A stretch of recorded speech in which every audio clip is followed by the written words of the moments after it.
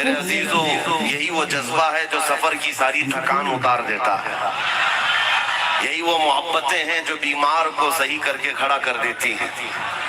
امت محمدیہ کی اس بیداری سے دنیا خوفزدہ ہے، لرزہ بر اندام ہے. دنیا ہماری فوجی طاقت سے نہیں ڈرتی ہے. اسی لیے دیکھو، پیٹرول میزائل رکھنے والے ہوں، بڑے بڑے محکمے رکھنے والے ہوں، وہ پیٹرول والے اور ڈیزل والے، ریال والے حکومتوں سے نہیں ڈرتے ہیں. معذور ویل چیئر پر بیٹھنے والے، لبیک کہنے والے سے ڈرتے ہیں. یہ بھی سچ بات ہے میرے عزیز.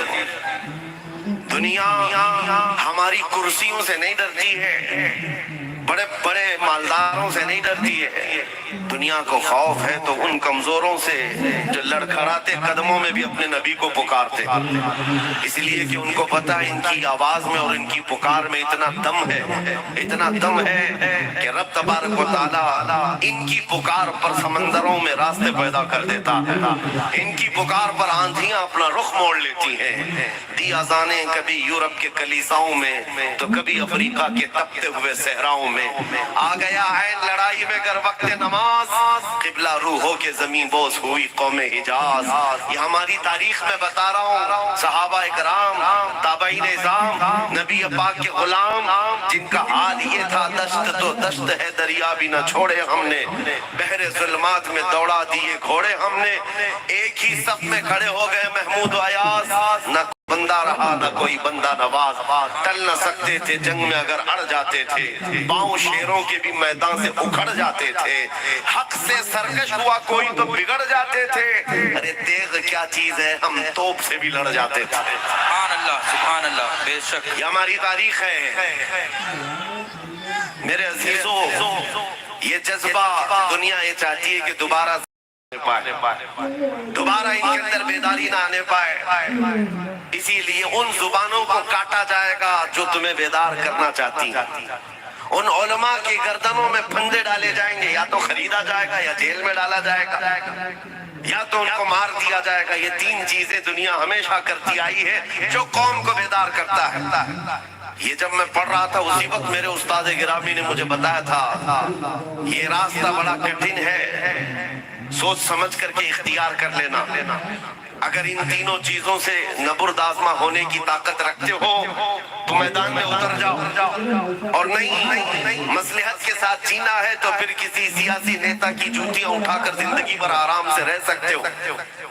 ہم نے یہ طے کیا، ہم نے تاریخ دیکھی ہے، جوتیاں اٹھانے والے 40 سال تک نوکری کرتے رہے، بوڑھے ہو گئے تو ان کو مارگ درشن میں بٹھا دیا گیا.